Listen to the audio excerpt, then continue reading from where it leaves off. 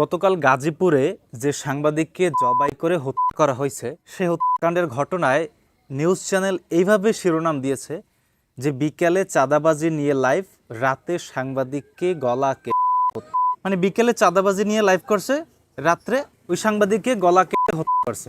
এই শিরোনামের মাধ্যমে এইটাই বোঝায় যে চাঁদাবাজি নিয়ে নিউজ করার কারণেই রাত্রে ওই সাংবাদিককে গলা কেটে হত্যা করছে। এই শিরোনাম দেখে এইটাই বোঝা যায় যে বিএনপি চাঁদাবাজি করছে, সাংবাদিক সেইটা নিয়ে লাইভ করছে।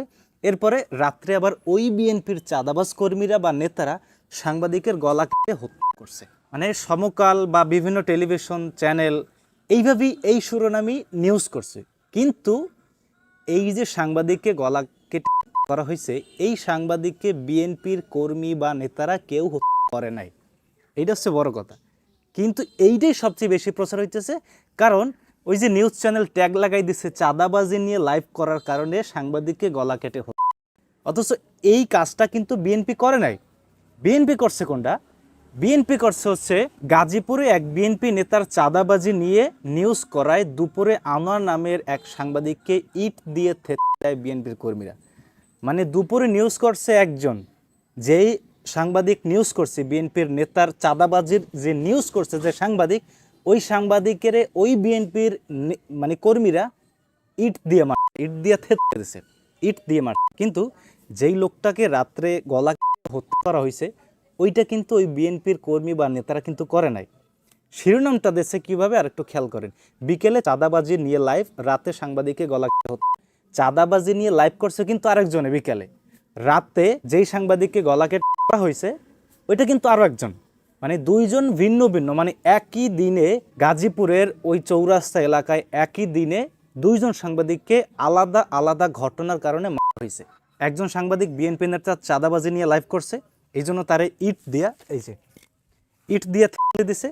আরেকজন সাংবাদিক অন্য একটা ভিডিও করছে যার কারণে তাকে বা গলা মেরে ফেলাইছে। দুইজন সাংবাদিককে কালকে রাতে বা কালকে গাজীপুরে অত্যাচার করা হয়েছে এবং সেটা দুইটা ভিন্ন ভিন্ন প্রেক্ষাপটে। কিন্তু এই শিরোনাম দেখে আমরা বুঝছি বা সবাই বুঝছে যে এই ঘটনা বিএনপি করাইছে বা বিএনপি করছে, কারণ চাঁদাবাজি করে কারা? বিএনপি। কিন্তু ভাই একটা কথা কি শোনেন, মানে 1 বছর আগে যে জুলাই আগস্টের অভ্যুত্থান হয়েছে, সেই অভ্যুত্থানের পর চাঁদাবাজ বের হয়েছে, অবশ্যই বের হয়েছে, এটা আপনি আমি স্বীকার করতে বাধ্য। এবং তখন চাঁদাবাজ মানে নামটা আসলেই বিএনপির কথা মনে পড়তো। মানে যেখানে দেখবেন চাঁদাবাজ ওইখানে দেখবেন যে বিএনপির নাম জড়িত। কিন্তু বর্তমানে শুধু চাঁদাবাজ বললে বিএনপি বোঝার কোনো উপায় নাই। ক্লিয়ার কথা, শুধু চাঁদাবাজ বললে বিএনপি বোঝার কোনো উপায় নাই। এর কয়েকটা কারণ দেখেন। এখন জামাত ইসলামও চাঁদাবাজি করে, এনসিপিও চাঁদাবাজি করে। আমি দেখাচ্ছি কি, নারীকে কুপ্রস্তাবের অভিযোগ জামাত নেতার বিরুদ্ধে অডিও ভাইরাল। কক্সবাজারে জামাত নেতার হামলায় বিএনপি নেতা নিহত। আচ্ছা, চাঁদাবাজির ঘটনা সেটা বলি। 50,000 টাকা দাও, বিষয়টা আমি দেখছি, জামায়াত নেতার অডিও ফাঁস। নাটোরে চাঁদাবাজির অভিযোগে জামায়াতের ওয়ার্ড সভাপতি আটক। জামায়াত নেতার বিরুদ্ধে জমি দখলের অভিযোগ, ফেসবুকে ফাঁস রাবির প্রশ্নপত্র, সুপারিশকারী জামায়াত নেতা।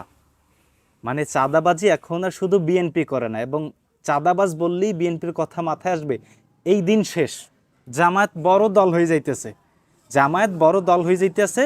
কারণ লক্ষ্মীপুরের কোন এক এলাকায় জামাতের দুই গ্রুপের সাথে সংঘর্ষ লাগছে, তার মানে জামায়াত বড় দল হয়ে যাইতেছে। তার মানে চাঁদাবাজ, এই যে নিউজ চ্যানেলগুলো যেই নিউজটা করছে, বিকেলে চাঁদাবাজি নিয়ে লাইভ, রাতে সাংবাদিককে গলা কেটে।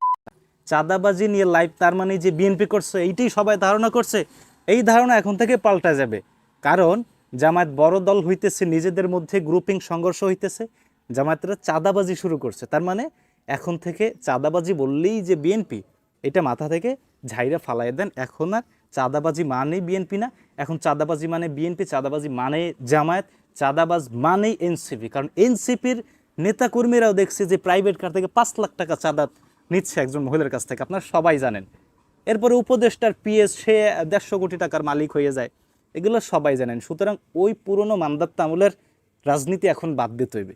এখন চাঁদাবাজ বললে সব আসবে। এখন চাঁদাবাজ যদি কোথাও লেখা থাকে, তখন আপনাকে ওইটা দেখতে হবে যে আসলেই কারা।